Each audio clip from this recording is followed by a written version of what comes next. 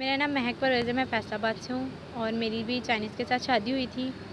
मेरी शादी ऐसी हुई थी कि मेरे रिलेटिव में शादी थी तो हम वहाँ पे गए थे। वहाँ पे चाइनीज़ मतलब जिसकी शादी थी उसकी शादी भी चाइनीज़ के साथ ही थी। तो वहाँ पे इन चाइनीज़ ने मुझे देखा और पसंद किया, फिर इन्होंने पिक्चर्स वगैरह ली ब्राइड के साथ मेरी बैठी हुई की। तो फिर इन्होंने मतलब जो अंश भट्ट जो हमारा हेड था उसको बोला कि ऐसे हमने ये लड़की हमें पसंद है, हमने इससे शादी करनी है। फिर अंश भट्ट ने रिलेटिव में से नंबर लिया और मेरे घर वालों से कॉन्टैक्ट किया, फिर बातचीत की। मेरे घर वालों ने मुझसे बात की, मैंने कहा आप उनको आने दें। हम एक दफ़ा देखना चाहते हैं कि अगर सही हुआ तो हम शादी ज़रूर करेंगे। मैं अपने घर वालों को सपोर्ट करना चाहती थी, मतलब मेरी अच्छी थिंकिंग थी कि मेरा फ्यूचर बन जाएगा और मैं अपने घर वालों को सपोर्ट करूँगी, मेरे बहन-भाई का अच्छा फ्यूचर होगा। मैं तो कितने बहन भाई हैं? हम 5 बहन-भाई हैं, हम 4 बहनें हैं, 1 भाई है मैं। अब्बू क्या करते हैं? मेरे पापा जो हैं वो रिक्शा ड्राइवर हैं। ठीक है, तो आप खुद भी कुछ काम करती थी? जी, मैं पार्लर में जॉब करती थी 4 साल से। ठीक है। जी। तो फिर वो ऐसे आए, उन्होंने मतलब देखा मुझे और पूछा गया कि तुम क्या करती हो? मैंने बताया कि मैं पार्लर में जॉब करती हूँ। फिर उन्होंने 3 लड़के थे, एक की तो हमने बात ही नहीं की। एक जो था वो एज में बहुत बड़ा था, वो टीचर था। फिर जिससे मेरी शादी हुई उसका कॉस्मेटिक का इन्होंने बिज़नेस बताया गया और फिर मुझे बताया गया कि उसकी टाँग में थोड़ी प्रॉब्लम है, वो उसको चलने में थोड़ी प्रॉब्लम होती है। फिर उन्होंने मेरे साथ फ्रॉड ये किया कि वो एक साइड से पैरालाइज़ था। जब मेरी शादी हुई मुझे तब पता चला। मुझे पहले फ़ील हुआ पर जब मैंने पूछा शादी में भी मैंने पूछा तो मुझे बोला गया कि वो कन्फ्यूज़ हो गया इसलिए। तो मैंने कहा ठीक है। पर शादी के बाद मुझे पता चला कि वो एक साइड से पैरालाइज़ है, मुझे लड़की ने बताया और उसकी दिमाग की हालत भी ठीक नहीं थी और उसकी 2 शादियाँ पहले हुई थी और तीसरी मुझसे की गई। ये महक शादी कब हुई, कहाँ हुई और कैसे हुई? मेरी शादी फैसलाबाद में हुई और नवंबर की 19 को हुई और ये कोयलिया मार्की थी जहाँ पे मेरी शादी हुई। कहाँ पे, घर में हुई या चर्च में हुई, किस तरह? ये मार्की थी, वहाँ पे पास्टर भी इनका अपना था। इतना टाइम नहीं देते कि हम अपना पास्टर या फादर अरेंज करें और कुछ भी मतलब इन्फॉर्मेशन लें।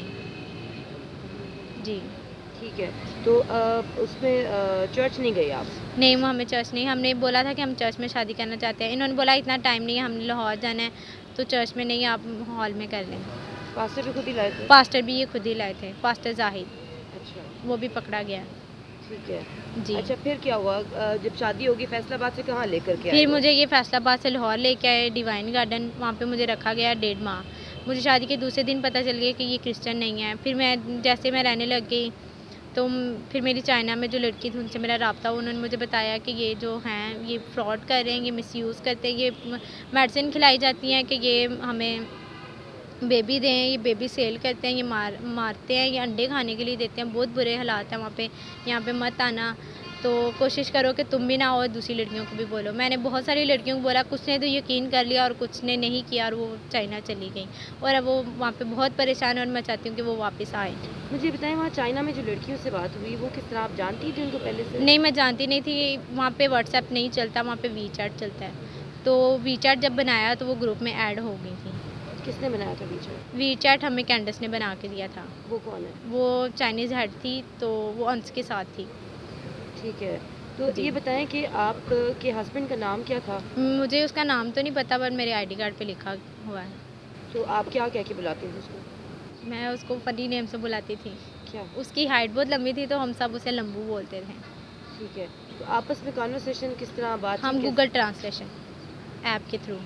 ठीक है, लाहौर में क्या किसी घर में रखा उसने, कहा? जी, घर था, वो कैंडस का घर था, वहाँ पे 3 घर उन्होंने लिए हुए थे। एक घर में सिर्फ़ चाइनीज़ ही चाइनीज़ थे, लड़के जो थे और जो 2 गलियाँ छोड़ के तीसरी गली में घर था, वहाँ पे जो था कैसर, उसकी लड़कियाँ और उसके चाइनीज़ रहते थे। और जो कैंडस का घर था, वहाँ पे हम लड़कियाँ रहती थी और कुछ चाइनीज़ रहते थे। ठीक है, तो आपको क्या एक कमरा दिया हुआ था या क्या? हमें एक कमरा दिया गया था, उसमें हम लड़कियाँ थीं, 8 लड़कियाँ थीं हम लोग।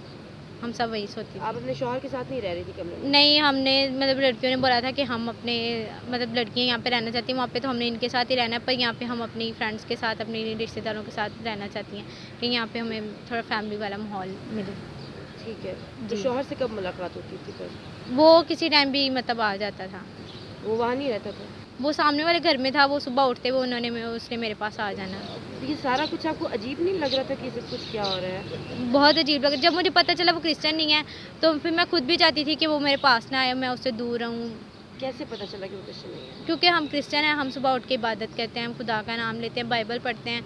वो ऐसा कुछ भी नहीं करता था। उसे मैंने जब सवाल स्टार्ट किए पूछने, उसे कुछ भी नहीं पता था। उसे सिर्फ़ इतना पता था कि मैंने इस चीज़ पे हाथ रख के मैंने इससे निकाह किया और कुछ नहीं उसे पता था। ठीक है। तो ये बताएँ कि कितना अर्सा रही है शादी आपकी और किस तरह मैंने फिर छुटकारा कैसे मिला? मैं 1.5 माह वहाँ पे रही हूँ क्योंकि जो अंशबट था वो मुझे आने नहीं देता था। जब मैंने उसे बोला मैंने डिवोर्स लेनी है, तो उसने मुझे टॉर्चर करना, ब्लैकमेल करना शुरू कर दिया कि तुम अगर डिवोर्स लोगी तो मैं तुम्हारी फैमिली पे रिपोर्ट करवाऊँगा, तुम लोग को उठवा सकता हूँ। मैं डीएसपी का बेटा हूँ, तुम लोग क्या हो? मैं पढ़ा लिखा हूँ, मैं अमीर हूँ, तो तुम लोग तो मेरे आगे कुछ भी नहीं हो। तुम लोग क्रिश्चियन कम्युनिटी की लड़कियों को कोई पूछता तक नहीं है। मैंने तुम लोग को कहाँ से उठा के कहाँ तक मैं ले आया हूँ। तुम लोग को फाउंडर्स की बीवी बना दिया है। तो तुम लोग को मैं फ्यूचर बनाना चाहता हूँ, तुम लोग आगे से क्या कर रही हो? मैंने फिर मतलब मैं ऐसी हूँ कि ना, मैंने फिर आगे से उसको जवाब दिए। क्योंकि जब मैं झूठी नहीं हूँ, मैं गलत नहीं हूँ, तो मैं क्यों डरूँ किसी से? तो मैंने उसे बोला, मैंने कहा भाई हम आपके पास नहीं आए थे, आप हमारे पास आए थे। हमने नहीं आपको बोला था कि आप हम पे पैसे लगाएँ, हमने खुद बोला था कि हम अपनी थॉट से करना चाहते हैं, जो भी करना चाहते हैं। आपने बोला चाइनीज़ चले जाएँगे, तो ये फिर वापस नहीं आएँगे। हुँ। तो मुझे ये बताओ महक कि आपका कितना खर्चा हुआ शादी-वादी पे या उन्होंने खर्चा किया? उन्होंने सिर्फ़ हमें 20,000 दिया था, जो पाकिस्तान में जैसे लड़के की तरफ से लड़की के कपड़े होते हैं ना, सिर्फ़ उन्होंने लड़की के कपड़ों के लिए मतलब पैसे दिए थे, हमें 20,000 दिया था। बाकी जो मैरिज हॉल का मतलब खर्चा था वो उसने अंश ने खुद किया। मेरे घर वालों ने बोला था कि हम नेक्स्ट मंथ शादी करेंगे और अपनी थॉट पे करेंगे। हुँ, जी। ठीक है। अब आप क्या चाहती हो? मतलब डिवोर्स आपकी हो गई है या अभी मेरी होनी है? डिवोर्स अभी होनी है। मुझे ये था कि वो जो चाइनीज़ है वो चला गया, पर वो भी यहीं है। मैं चाहती हूँ कि मेरी जल्द से जल्द डिवोर्स हो और मैं लड़कियों को मैसेज देना चाहती हूँ जो वापस आई हैं। मैं उनको चाहती हूँ, मैंने उनके लिए आवाज़ उठाई थी। हमने मिलके उनके लिए आवाज़ उठाई थी कि वो वापस आ सकें। अब वो वापस आई हैं, वो चुप करके बैठ गई हैं। मैं चाहती हूँ वो आवाज़ उठाएँ, वो डरे मत, मेरी तरह वो भी आवाज़ उठाएँगी। तो जो वहाँ पे हैं, वो भी किसी की बेटी हैं, किसी की बहन है, वो वापस आ सकती हैं। अगर हम आवाज़ नहीं उठाएँगे तो वो वहाँ पे रहेंगी। इस सारे सिलसिले में महक क्या मिला, क्या खोया, क्या पाया? मैंने बहुत कुछ खोया है। मैंने अपनी अच्छी लाइफ़ जो थी मैंने वो खो दी। मैंने इतनी छोटी-सी एज में मतलब मैंने सोचा नहीं था कि मैं 18 साल की एज में मेरी शादी होगी, मेरी डिवोर्स हो जाएगी। अब मुझसे कोई पूछता है तो मैं उसे क्या बोलूँगी, मैं डिवोर्सी हूँ। थोड़ा अजीब लगता है, बट मैं कहती हूँ नहीं, जो नसीब में होता है वो तो मिल के रहता है।